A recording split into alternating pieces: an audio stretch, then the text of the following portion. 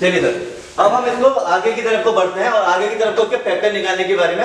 अगर अब मैं क्वेश्चन बढ़ाता हूं, अपना क्वेश्चन बढ़ाता हूं, क्वेश्चन किस तरीके से बढ़ाता हूं, मेरे पास आया 4u² minus 8u is equal to 0। इस क्वेश्चन में और उस क्वेश्चन में गौर किया आपने सर, क्या चीज का अंतर था? उस चीज में और इस चीज में किस चीज का अंतर था? उसमें c का वैल्यू था, इसमें c का वैल्यू एब्सेंट है। क्लियर? उसमें c का वैल्यू था, इसमें c का वैल्यू एब्सेंट है। तो c का वैल्यू एब्सेंट होने का हमें कोई नुकसान नहीं है, हम इसके फैक्टर और आसानी से निकाल सकते हैं। किस तरीके से निकालेंगे सर? देखिए, इन दोनों में कॉमन क्या मिल रहा है हमें? 4। सबसे पहले हमने 4 कॉमन निकाला, तो मेरे पास क्या बचा? u² minus 2u। क्लियर? फिर इन दोनों चीजों में क्या कॉमन है? u कॉमन है, तो 4u minus 2 is equal to 0। देखिए, सबसे बड़ी बात, अगर आप इसके साथ इक्वल टू 0 लेके नहीं चलेंगे तो आपको वो नंबर नहीं देगा। ठीक है? क्वेश्चन करना मेन नहीं है, क्वेश्चन को करने का तरीका मेन है कि आप किस तरीके से उसे करेंगे और क्या मूवमेंट आपकी रहेगी। ठीक, ये चीज क्लियर है?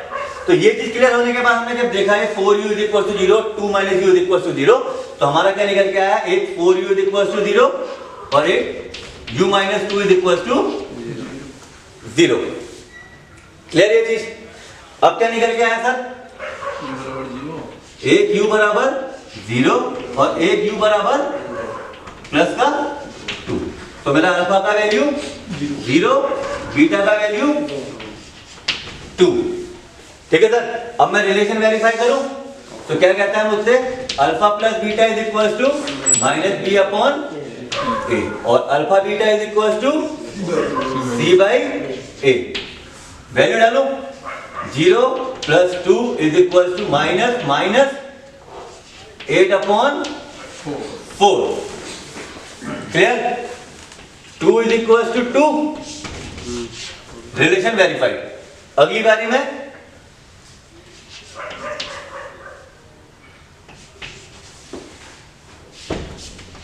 2 into 0 is equal to C कितना है सर? 0 अपॉन 4। देखिए सर, आपके 4 में से 0 आ सकते हैं, लेकिन कभी भी 0 में से 4 नहीं आ सकते। आपने पेपर ही नहीं दिया और वो, तो आप हमेशा याद रखिएगा 0 अपॉन 4 आपका आंसर वैलिड होता है। आप अगर 4 अपॉन 0 लिखते हैं तो this is wrong. 11 case clear में आया? 11 केस में कोई दिक्कत सर? ठीक है सर, अब अगले केस की तरफ बढ़ते। समझ में आया सर मैंने क्या किया? मैंने u हटा दिया। अब मैंने क्या काम कर दिया? b को 0 कर दिया। तो b को जब मैंने 0 कर दिया तो अब इसके फैक्टर कैसे निकाले जाए? इक्वल टू 0 कॉमन निकाला, 4 कॉमन निकला, u² minus 2 is equal to 0। इस 4 का क्या होगा सर? 0। ये 4 क्या हो जाएगा? 0। अभी बताया था 0 अपॉन 4 0। तो मेरे पास क्या बचा? u² minus 2 is equal to 0। Clear?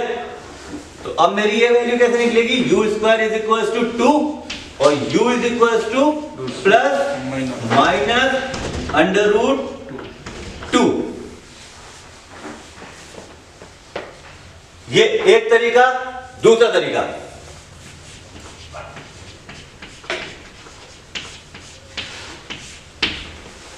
इस चीज को मैं ये लिख सकता हूं, हां या ना लिख सकते हैं। तो मैं जब इसको ये लिखूंगा तो मैं इसको क्या लिखूंगा? u माइनस रूट 2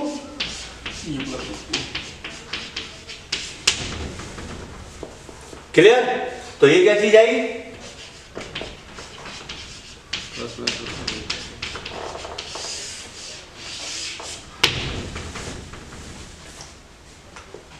ठीक। अब अल्फा का वैल्यू, बीटा का वैल्यू,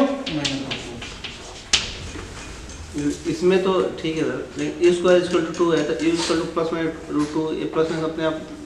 हाँ, अगर हम आपको ऐसे करके कर रहे हैं, जब भी हम स्क्वायर रूट हटाएंगे, यहां किसी वैल्यू से स्क्वायर हटाएंगे तो इस वैल्यू में हम हमेशा प्लस माइनस अंडर रूट 2 डालेंगे। क्लियर है चीज? क्लियर है ना? ये चीज क्लियर है। तो u की वैल्यू अल्फा और बीटा की वैल्यू हमें मिल गई। अल्फा वैल्यू की बीटा मिलने के बाद तो हमारा relation verify, alpha plus beta is equal to minus B upon a root 2 plus minus root 2। यहां पे हमारा बी का वैल्यू क्या था? 0, ए का वैल्यू 4, तो 0 इज इक्वल टू 0। पहला alpha beta root 2 into minus root 2 is equal to C upon A. C कितना है? -8 अपॉन 4। तो ये कितना आया? -2 इज इक्वल टू -2। ठीक है सर, ये मेरी पहली एक्सरसाइज के सारे क्वेश्चनों के रिव्यू है। ठीक है, एनसीईआरटी की जो पहली एक्सरसाइज है उसके सारे रिव्यू हैं, इस तरीके के क्वेश्चन है। अब उसमें अगला क्वेश्चन कौन सा आता है? देखिए, अभी तो हम क्वेश्चन से क्या काम कर रहे हैं? शून्य निकाल रहे हैं और संबंध वेरीफाई कर रहे हैं। अगर अब हमें जीरो दिए और हमसे कहा जाए कि इक्वेशन बनाओ, समझ में आया क्या कहा मैंने? अब मुझे क्या दिए हैं? अल्फा और बीटा की वैल्यू दी हुई है और मुझसे कहा गया कि अब इक्वेशन बनाओ। ठीक है, तो मैं क्या काम करता हूं इसमें? देखिए, कुछ नहीं करना है मेरे पास, सिंपल एनसीईआरटी वालों ने कहा है कि ये फॉर्मूला बनाया हुआ उन्होंने, जिसको ये मल्टीपल स्प्लिट करते हैं। तो स्प्लिटिंग से ही वही फॉर्मूला जनरेट होके आता है। तो वो फॉर्मूला क्या जनरेट होके आता है? X square minus alpha plus beta x plus alpha beta. ठीक है, ये क्या चीज है? क्वाड्रेटिक पॉलिनोमियल को क्रिएट करने का फॉर्मूला। क्लियर? ये चीज क्लियर आई? तो देखिए, अब मेरे पास जीरो क्या थे? अल्फा की वैल्यू मैंने क्या कही थी? √2, और बीटा की वैल्यू मेरी क्या आई थी? -√2। तो क्या निकल के आया?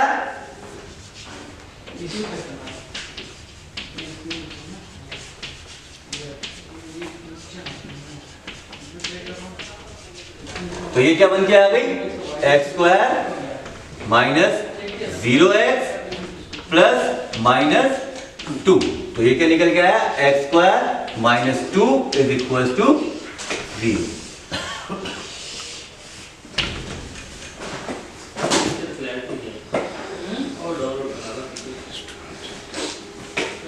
क्लियर?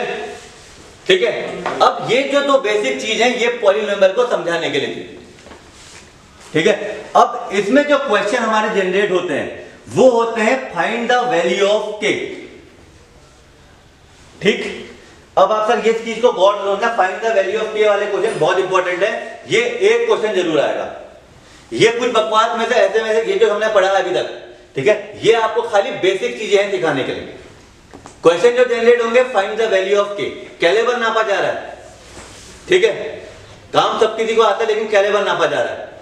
ठीक, तो देखिए, अब हमारे पास क्या है कि क्वेश्चन को समझने की क्षमता, ठीक है, और वो कैलिबर कैसे नापा जाएगा? क्वेश्चन को समझने की क्षमता।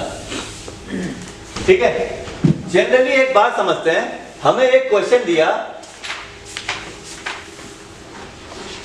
X square minus 8kx plus 4 is equal to 0। ठीक है, इसने क्या कहा?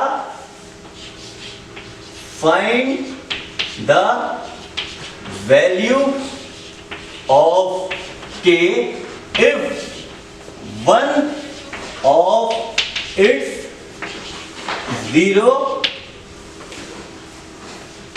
is -2। ठीक है सर, क्वेश्चन समझने की कोशिश कीजिएगा। इसने कहा k का वैल्यू ज्ञात कीजिए। हिंदी में सर देखिए क्या है, हिंदी और रोमन में। k का वैल्यू ज्ञात कीजिए जब इस इक्वेशन का एक शून्य या फिर एक जीरो जो है -2। ठीक, इस क्वेश्चन में हम क्या काम करते हैं? इस क्वेश्चन में हम कुछ नहीं करते, x की वैल्यू उठा के सीधे सीधे इसके अंदर पुट कर देते। ठीक है, हम लिखेंगे यहाँ पे पुटिंग x इक्वल टू -2, तो क्या आया -2 का square -8k into -2 plus 4 is equal to 0। तो +4 -8 to 16 plus 16 k plus 4 is equal to 0। तो 16k plus 8 is equal to 0 और k is equal to -8 upon 16। ये कटा k की वैल्यू -1 अपॉन 2। क्लियर है क्वेश्चन चतरी बाबू? हाँ बिल्कुल सर क्लियर। क्वेश्चन किस तरीके से आया था समझ में आइए। Find the value of k if one of it 0 is -2। ये पहला क्वेश्चन है। ऐसे हमारे पास 5 क्वेश्चन है k की वैल्यू निकालने के। हम एक एक करके सारे क्वेश्चनों पर वेरीफाई करेंगे। क्लियर? पहला क्वेश्चन क्या था, k की वैल्यू निकालनी है जब हमारे पास x की वैल्यू -2 दी हुई है। सब फटाफट नोट डाउन कर दो।